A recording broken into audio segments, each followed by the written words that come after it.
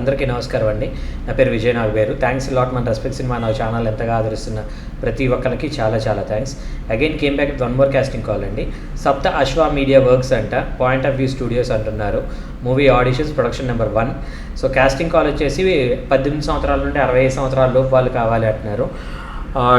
మీ దగ్గర టాలెంట్ ఉన్నట్లయితే మీకు అవకాశం ఇచ్చే బాధ్యత మాది అని అంటున్నారు. సో మీరు తెలుగు వాళ్ళు ఏంటి, మీలో మంచి టాలెంట్ ఉన్నట్లయితే ఈ అవకాశాన్ని యూటిలైజ్ చేసుకోండి అని అంటున్నారు. సో ఈ ఆడిషన్స్ ఎప్పుడు జరుగుతాయి అంటే ఈరోజు అండ్ రేపు, అంటే మే 6వ తారీఖు మరియు 7వ తారీఖు ఉదయం 11 గంటల నుండి సాయంత్రం 6 గంటల వరకు. సో హైదరాబాద్లో ఉన్న జూబ్లీ హిల్స్లో నావికా కేఫ్ అండ్ స్టూడియో దగ్గర వీళ్ళ ఆడిషన్స్ జరుగుతున్నాయండి. ఇక్కడ వీళ్ళ కాంటాక్ట్ నెంబర్ ఇచ్చారు, అది నేను మీకు చెప్పే ప్రయత్నం చేస్తాను. దాంతోపాటు మన సబ్స్క్రైబర్లు అడిగిన కొన్ని ప్రశ్నలకు సమాధానం చేయటం అనేది మన బాధ్యత కాబట్టి. సాగర్ అడిగారండి, హాయ్ అన్నయ్య, గుడ్ మార్నింగ్, నేను సాగర్ని. అన్నయ్య టోటల్ మూవీ జానర్స్ ఎన్ని రకాలు ప్లీజ్ చెప్పండి అని అడిగారు. అలాగే hero heroine and supporting actors యొక్క రెమ్యునరేషన్స్ ఎలా ఉంటాయి ప్లీజ్ ఏమైనా చెప్పగలరా? నాకు సాయిధరమ్ తేజ్ గారు అండ్ నారా రోహిత్ గారు, సీనియర్ యాక్ట్రెస్ సుహాసిని మేడం గారు, సీనియర్ యాక్ట్రెస్ నరేష్ గారు, అన్నవరం సినిమాలో పవన్ కళ్యాణ్ గారి సిస్టర్గా చేసిన సంధ్య గారు, సత్యరాజ్ గారు, మన కట్టప్ప, సాయి కుమార్ గారు, వీళ్ళ రెమ్యునరేషన్స్ ఎలా ఉంటాయి చెప్పగలరా ప్లీజ్ అని అడగడం జరిగింది. సో మన సాగర్ అడిగిన ప్రతి ఒక్క ప్రశ్నకి డీటెయిల్గా ఆన్సర్ ఇచ్చే ప్రయత్నం చేద్దామండి. ఇప్పుడు జోనర్స్ ఎన్ని రకాలు ఉంటాయి అంటే చాలా రకాలు ఉంటాయండి. నేనేమంటానంటే ఇప్పుడు మనం ఏదైతే అనుకుంటున్నామో అవి అన్నీ కూడా ఇనీషియల్గా లేవు. ఆ తర్వాత ఒక్కొక్క జోనర్ని క్రియేట్ చేసుకుంటూ వచ్చాం. మనం ఇనీషియల్గా ఒక కైండ్ ఆఫ్ ఫ్యామిలీ డ్రామాలు చెప్పుకుంటా ఉన్నట్లయితే ఎప్పుడైతే యాక్షన్ వచ్చిందో అప్పటి నుండి మనకి యాక్షన్ అనే ఒక జోనర్ని చెప్పుకుంటూ వచ్చాం. సో ఇవి మాత్రమే జోనర్స్ అని చెప్పడం కాదు, కానీ ఇప్పటికి ఇన్ని జోనర్స్ ఉన్నాయి, ఇంకా ఉన్నాయి, ఇకపైన కూడా వస్తాయి అనేది మెయిన్గా మనం గుర్తుపెట్టుకోవాల్సింది. ఆ జోనర్స్లో ముఖ్యంగా ఏంటంటే యాక్షన్ జోనర్స్ దగ్గరకు వచ్చేసరికి మనకి ఏమేమి సినిమాలు ఉంటాయి. ఇప్పుడు భీమా ఉంది గోపీచంద్ గారిది, దాన్ని మనం యాక్షన్ జోనర్ కింద చెప్పుకోవచ్చు. అలాగే స్కంద మనకు యాక్షన్ జోనర్ కింద చెప్పుకోవచ్చు. అలాగే విశాల్ గారి సినిమా రత్నం ఉంది, సో ఆ రత్నాన్ని కూడా మనం యాక్షన్ జోనర్ కింద చెప్పుకోవచ్చు.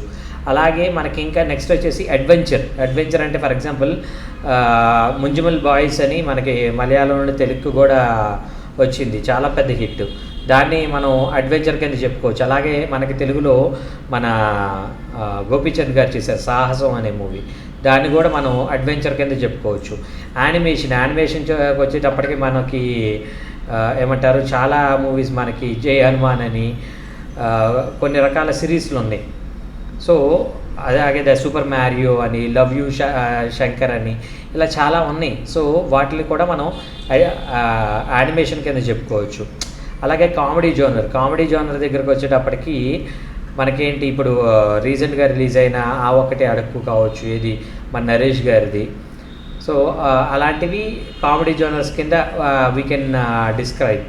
సో అలాగే క్రైమ్ ఉంది, డ్రామా ఉంది, రొమాన్స్ ఉంది, ఫ్యాంటసీ ఉంది, హర్రర్ ఉంది, థ్రిల్లర్ ఉంది, బయోగ్రఫీ ఉంది, డాక్యుమెంటరీ ఉంది, ఫ్యామిలీ ఉంది, హిస్టరీ ఉంది, మ్యూజిక్ ఉంది, మిస్టరీ ఉంది, సైంటిఫిక్ థ్రిల్లర్ ఉంటుంది, స్పోర్ట్స్ డ్రామా ఉంటుంది, వార్ ఉంటుంది, వెస్టర్న్ ఉంటుంది, వీటన్నిటికీ కాకుండా అడల్ట్ మూవీ ఉంటుంది. ఇలాగ మనకి డిఫరెంట్ కైండ్స్ ఆఫ్ జోనర్స్ అనేవి ఉంటాయి.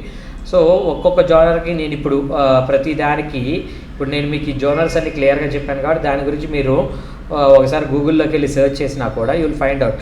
ఎందుకంటే నేను ఈ వీడియో లెంత్ అనేది పెరగకుండా ఉండటం కోసం నేనేం చేస్తున్నాను అంటే జస్ట్ మీకు ఆ జోనర్స్ ఏంటి అని చెప్పుకుంటూ వచ్చాను. ఈ జోనర్స్ మాత్రం ఉన్నాయి అంటే ఫర్దర్గా కూడా ఇంకా చాలా జోనర్స్ రావచ్చు.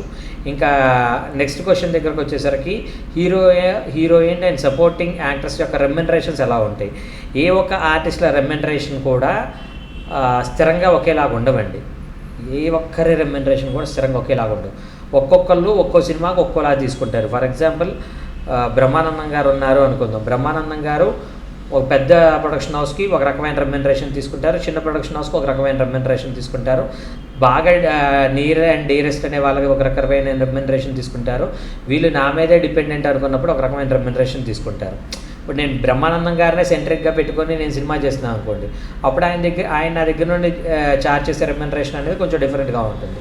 సో అలాగా ఏ పర్టికులర్ హీరో కావచ్చు, ఏ పర్టికులర్ హీరోయిన్ కావచ్చు, మన ప్రొటగనిస్ట్ అంటే డిఓపి కావచ్చు, మ్యూజిక్ డైరెక్టర్ కావచ్చు, ఆర్టిస్టులు కావచ్చు, ఇలాంటి వాళ్ళందరూ కూడా ఎవరు కూడా ఒక పర్టికులర్ రెమ్యునరేషన్ అనేది ఇప్పుడు ఫిక్స్ అయ్యి ఉంటారండి. Based on their availability, based on their requirement, based on how good you are telling the story to them అనే దాన్ని బట్టి మీకు రెమ్యునరేషన్స్ అనేవి మారుతాయి.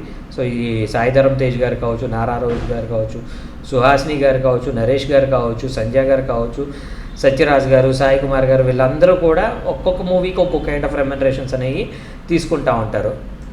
సో అలాగే ఇనీషియల్ స్టేజ్లో ఏంట్రా అంటే దీనికి నేను చెప్పేది ఏంటంటే మీ రెమ్యునరేషన్ అనేది మీరు డిసైడింగ్ కన్నా కూడా మీకు మేనేజర్లు డిసైడ్ చేస్తారు మీకు ఎంత ఇవ్వాలి. ఇప్పుడు మీరు ప్రీవియస్ మూవీకి ఎంత తీసుకున్నారంట కదా, మేము ఎంత ఇవ్వగలుగుతాం, మాకేమైనా చేస్తారా అనేది లో బడ్జెట్ వాళ్ళు వస్తూ ఉంటారు. సో మనకి ఈ డేట్స్లో మనం ఖాళీగా అంటే ఈ 1 month అంతా మనం ఖాళీగా ఉన్నాం కదా, ఖాళీగా ఉండే బదులు ఎందుకు మనం వెళ్ళి సినిమా చేసుకుంటే మనకు వర్కౌట్ అవుతుంది కదా అనే టైప్లో కొంతమంది వస్తే, వదిలే ఖాళీగా ఉన్నా పర్వాలేదు మనం తగ్గించుకొని వెళ్తే నెక్స్ట్ వచ్చే వాళ్ళు మీరు వాళ్ళకైతే ఎంత తక్కువ చేశారంట కదా మాకు షేర్ అని అడిగే టైప్లో కూడా ఉంటారు. అలాంటి ఒక పర్టికులర్ సినారియోలో డిఫరెంట్ ఎందుకు మనం చేయటం, హ్యాపీగా ఇంట్లో కూర్చుందాం అనే టైప్లో ఉంటారన్నమాట. So there are number of possibilities.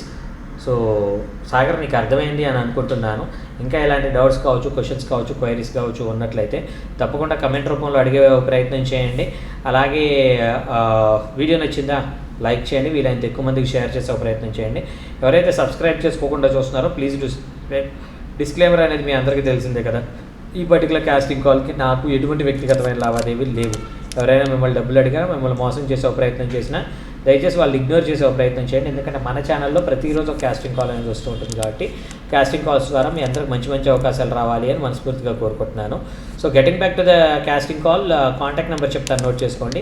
8341803142. I repeat 8341803142. Thank you and all the best.